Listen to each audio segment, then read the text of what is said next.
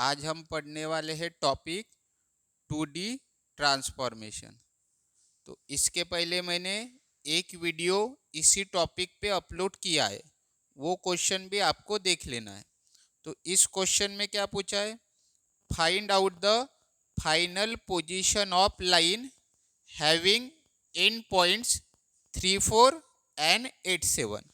हमें ये जो लाइन है इसकी फाइनल पोजीशन निकालना है और हमें ये जो एंड्स पॉइंट दिए हैं 3, 4 एंड 8, 7, ये इनिशियल पोजीशन है लाइन की। इनिशियल पोजीशन हमें गिवन है और हमें क्या निकालनी है, फाइनल पोजीशन। तो और सामने क्या करना है, फाइनल पोजीशन निकालने के लिए हमें क्या क्या करना पड़ेगा। तो सबसे पहले when it is translated, translated मतलब ट्रांसलेशन करना है। सबसे पहले हमें ट्रांसलेशन ऑपरेशन करना है। तो ट्रांसलेशन में हमें पता है एक होता है ट्रांसलेशन इन एक्स डायरेक्शन, एक होता है ट्रांसलेशन इन वाई डायरेक्शन। तो ट्रांसलेशन कौन सी डायरेक्शन में करना है, translated by 4 units in Y direction, मतलब वाई डायरेक्शन में 4 यूनिट से ट्रांसलेशन करना है। फिर उसके बाद स्केलिंग करना है। स्केल मतलब स्केलिंग ऑपरेशन, तो scale by 2 units in X and Y direction. X direction में भी 2 यूनिट से स्केलिंग करना है और वाई डायरेक्शन में भी 2 यूनिट से स्केलिंग करना है। फिर लास्ट में क्या करना है, and then rotated by 45 degree in clockwise direction. हमें रोटेशन करना है 45 डिग्री से, कौन से डायरेक्शन में, क्लॉकवाइज डायरेक्शन में। तो देखो अभी तो हमें गिवन क्या है, लाइन की इनिशियल पोजीशन गिवन है।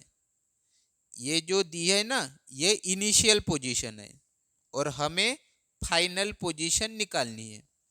तो देखो इसको मैंने ए नाम दिया, इसको मैंने बी नाम दिया।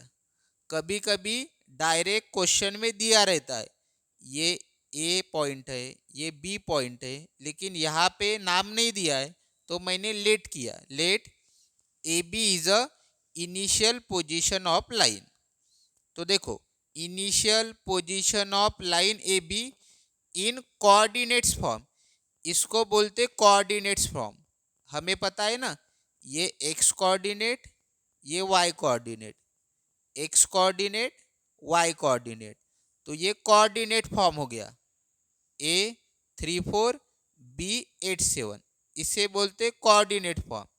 अब हमें किस फॉर्म में लिखना पड़ता है, मैट्रिक्स फॉर्म में। तो initial position of line A B in matrix form. तो देखो कैसे लिखना, ए क्या दिया है 3, 4, तो 3, 4 लिखना। फिर बी क्या दिया है 8, 7। अब यहाँ पे 1, 1 तो यहाँ पे दिया नहीं है, बट हमेशा ध्यान में रखना जो इनिशियल पोजीशन होंगी उसमें हमेशा 3 कॉलम चाहिए। कॉलम कैसे होते हैं, वर्टिकल। जैसे ये फर्स्ट कॉलम हुआ, ये सेकंड कॉलम हुआ, तो तीसरा कॉलम तो नहीं था, तो हम ऐड करते हैं तीसरा कॉलम और उसमें हमेशा क्या लिखेंगे 1, 1।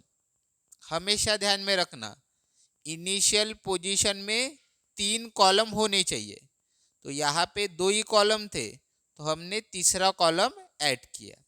तो ये रहा हमारा initial position of line A B in matrix form. तो और हमें 2 फाइंड क्या करना है, फाइनल पोजीशन ऑफ लाइन। तो देखो फाइनल पोजीशन के लिए क्या करना पड़ेगा, तो फाइनल पोजीशन का क्या फॉर्मूला रहता है, फाइनल पोजीशन का फॉर्मूला रहता है initial position of line into T R. T R मतलब क्या होता है, रिजल्टेंट ट्रांसफॉर्मेशन मैट्रिक्स। पहले वीडियो में हमने निकाला था, इसके पहले जो मैंने अपलोड किया था। तो इनिशियल पोजीशन ऑफ लाइन तो हमारे पास है, हमें किसकी रिक्वायरमेंट है, टीआर की। और हमें पता है टीआर कब निकलता है, जब हम ऑपरेशंस परफॉर्म करते हैं। और क्वेश्चन में हमें दिया है कौन कौन से ऑपरेशन आपको परफॉर्म करने हैं। तो सबसे पहले कौन सा ऑपरेशन करने को बोला है, सबसे पहले बोला है ट्रांसलेशन। ट्रांसलेटेड मतलब होता है ट्रांसलेशन, तो लिखा मैंने ट्रांसलेशन। अब ट्रांसलेशन का फॉर्मूला ये है, तो इसमें हमें टी एक्स चाहिए और टी वाई चाहिए। तो क्वेश्चन में तो सिर्फ क्या दिया है, translated by 4 units in Y direction. तो वाई डायरेक्शन की वैल्यू दी है, एक्स डायरेक्शन की वैल्यू नहीं दी है। तो हम क्या करेंगे, टी एक्स क्या लेंगे, 0, क्योंकि translation in x direction given नहीं है, तो हमेशा लेना 0। और ट्रांसलेशन इन वाई डायरेक्शन कितना दिया है, 4, तो यहाँ पे लिया 4। फिर ये हमारा फॉर्मूला है ट्रांसलेशन का, 1 0 0 0 1 0 टी एक्स टी वाई 1। अब हम क्या करेंगे, टी एक्स की जगह 0 पुट किया, टी वाई की जगह 4 पुट किया, ये हमें मिला ट्रांसलेशन मैट्रिक्स। फिर उसके बाद कौन सा ऑपरेशन करना है, देन स्केल्ड। स्केल्ड मतलब स्केलिंग। तो स्केलिंग कितने यूनिट से करना है, 2 यूनिट से। कौन से डायरेक्शन में, एक्स में भी और वाई में भी। तो स्केलिंग का फॉर्मूला क्या है, तो स्केलिंग का फॉर्मूला हमें पता है, यह है हमारा स्केलिंग का formula, S X 0 0 0 S Y 0 0 0 1। हमें एस एक्स की वैल्यू भी 2 है, एस वाई की भी वैल्यू 2 है, क्वेश्चन में दिया है। Scaled by 2 units in X and Y direction, दोनों डायरेक्शन के लिए 2 यूनिट्स दिया है, इसलिए हमने एस एक्स भी 2 लिया और एस वाई भी 2 लिया। अब एस एक्स और एस वाई की वैल्यू यहाँ पे पुट करेंगे, ये हमें मिल गया स्केलिंग मैट्रिक्स। और लास्ट में कौन सा ऑपरेशन करना है, एंड देन रोटेटेड मतलब रोटेशन। कितने डिग्री से करना है रोटेशन, 45 डिग्री से। कौन से डायरेक्शन में, क्लॉकवाइज डायरेक्शन में। तो देखो रोटेशन थीटा दिया है 45 डिग्री, और हमें साइन कन्वेंशन पता है, पिछले वीडियो में मैंने बताया था साइन कन्वेंशन क्या लेना है, तो हमेशा ध्यान में रखना। अगर एंटी क्लॉकवाइज दिया है डायरेक्शन तो प्लस लेना, क्लॉकवाइज डायरेक्शन दी है तो माइनस लेना। तो इस क्वेश्चन में कौन सी डायरेक्शन बोली है, इस क्वेश्चन में बोली है क्लॉकवाइज डायरेक्शन, और क्लॉकवाइज डायरेक्शन मतलब निगेटिव, इसीलिए यहाँ पे माइनस आया। एंटी क्लॉकवाइज बोला तो प्लस लेना है, क्लॉकवाइज बोला तो माइनस लेना है। अगर कुछ भी नहीं बोला, डायरेक्शन मेंशन ही नहीं किए, तो प्लस ले लेना। तो रोटेशन का ये फॉर्मूला है, ये कौन सा फॉर्मूला है हमारा, ये ओरिजिन के फॉर्मूले, रोटेशन अबाउट ओरिजिन, यहाँ पे लिख लेना रोटेशन अबाउट ओरिजिन। स्केलिंग के वक्त भी क्या लिखना, स्केलिंग अबाउट ओरिजिन, क्योंकि स्केलिंग में 2 फॉर्मूले होते हैं, एक अबाउट ओरिजिन, एक अबाउट फिक्स पॉइंट। तो ओरिजिन वाला क्यों यूज किया, क्योंकि फिक्स पॉइंट क्वेश्चन में नहीं थे। ठीक है, फिक्स पॉइंट कैसे दिए रहते हैं क्वेश्चन में, वो आपको मैं बता देता हूं। ऐसा दिया रहता फिक्स पॉइंट, देखो यहाँ पे बोला है ना अबाउट फिक्स पॉइंट, क्या दिया है फिक्स पॉइंट, 6 और 10। जब ये दिए रहेंगे तब फिक्स पॉइंट वाला फॉर्मूला यूज करना। स्केलिंग में अगर फिक्स पॉइंट दिए है तो ये फॉर्मूला ये मत यूज करना। अगर रोटेशन में फिक्स पॉइंट दिए है तो ये फॉर्मूला यूज करना, ये मत करना। और अगर फिक्स पॉइंट नहीं दिए है तो स्केलिंग अबाउट ओरिजिन और रोटेशन अबाउट ओरिजिन, ओरिजिन वाले यूज करना। तो क्वेश्चन में देख लेना, तो यहाँ पे तो फिक्स पॉइंट नहीं दिए, देखो ना, जब हमने स्केलिंग किया तो एस एक्स और एस वाई की वैल्यू थी, फिक्स पॉइंट के बारे में कुछ नहीं बोला है, इसीलिए हमने स्केलिंग अबाउट ओरिजिन का फॉर्मूला यूज किया। यहाँ पे लिख लेना स्केलिंग अबाउट ओरिजिन। और रोटेशन में भी कौन सा यूज कर रहे, रोटेशन अबाउट ओरिजिन, क्योंकि रोटेशन में भी फिक्स पॉइंट नहीं दिया है। यहाँ पे दिख रहा क्या कुछ फिक्स पॉइंट वगैरह नहीं दिए। तो ये तो रोटेशन का फॉर्मूला है ओरिजिन वाला, cos theta sine theta 0 minus sine theta cos theta 0 0 0 1। Theta की वैल्यू कितनी है -45, तो थीटा की जगह -45 पुट करना है। और कैल्सी में निकालना है कॉस -45, तो आपको तो आता होगा, बता देता हूँ। कैल्सी को ऑन किया, ये रहा कॉस, फिर -45 ब्रैकेट कंप्लीट इक्वल टू, ये आया, ये वाली बटन दबाना, कितना आया 0.707। ये कॉस -45 का आंसर लिखा मैंने यहाँ पे। उसी तरह साइन करना,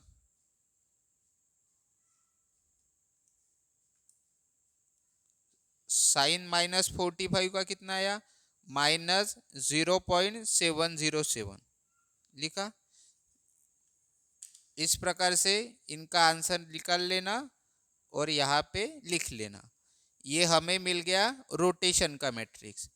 फिर हमें पता है सारे ऑपरेशंस हमने कर लिए, इसके बाद तो कोई ऑपरेशन बोला नहीं है, तो सारे ऑपरेशन कर लिए हमने। 3 ऑपरेशन करने को बोला था, ट्रांसलेशन, स्केलिंग एंड रोटेशन। पहले ट्रांसलेशन बोला तो पहले ट्रांसलेशन ही करना, देन स्केलिंग बोला तो स्केलिंग, देन रोटेशन, सीक्वेंस हमेशा फॉलो करना। तो टीआर का क्या फॉर्मूला बनता है, क्वेश्चन के हिसाब से बनता है। तो सबसे पहले जो ऑपरेशन करने को बोला था वो लिखना। तो पहला ऑपरेशन कौन सा किया, ट्रांसलेशन, इसीलिए ट्रांसलेशन का टी लिखा। फिर दूसरा ऑपरेशन किया स्केलिंग, तो स्केलिंग का एस लिखा। और तीसरा ऑपरेशन किया रोटेशन, रोटेशन का आर लिया। इनका मल्टीप्लिकेशन करना है, T into S into R, ये सीक्वेंस फॉलो करना है। ऐसा किया आपने S into T into R, तो ये गलत हो जाएगा, क्योंकि पहले स्केलिंग नहीं बोला है, पहले बोला है ट्रांसलेशन, तो ट्रांसलेशन ही लेना, फिर बोला है स्केलिंग, फिर बोला है रोटेशन। तो ये रहा हमारा ट्रांसलेशन का मैट्रिक्स,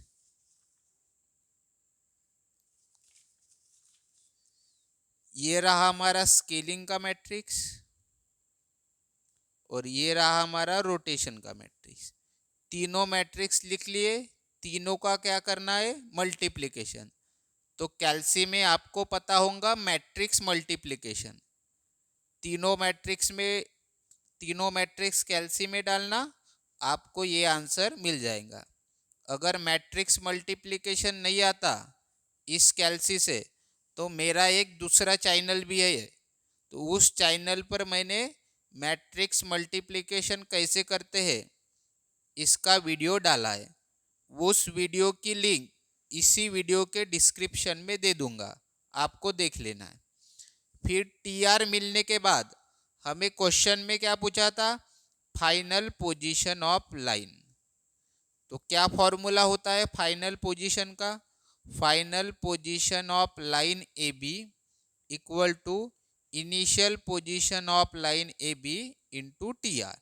इनिशियल पोजीशन तो क्वेश्चन में दी है, तो जो मैट्रिक्स फॉर्म हमने निकाला था वो लिखना, लिखा यहाँ पे matrix form into T R यहाँ पे निकाला, इन दोनों का क्या करना है, मल्टीप्लिकेशन, और उसका आंसर निकलेगा ये, मैट्रिक्स फॉर्म में निकला। ठीक है, और लास्ट में क्या करना, कोऑर्डिनेट्स फॉर्म में लिख लेना। तो final position of line A B in coordinates form, तो कोऑर्डिनेट्स फॉर्म हमें पता है।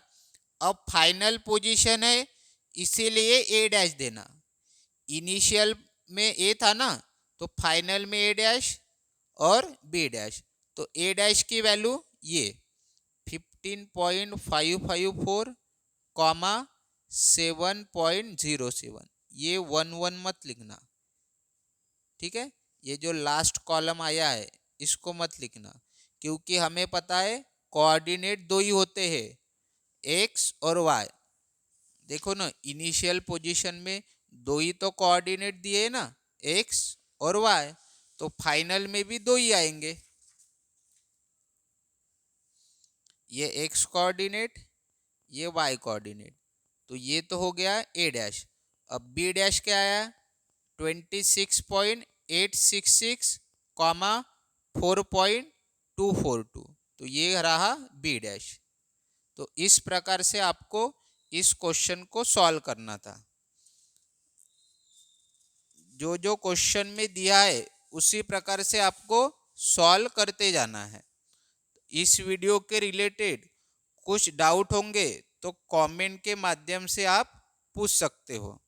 अगर आपको ये क्वेश्चन समझ में आया हो तो इस वीडियो को आप कॉलेज ग्रुप्स में शेयर कर सकते हो, फ्रेंड्स को शेयर कर सकते हो।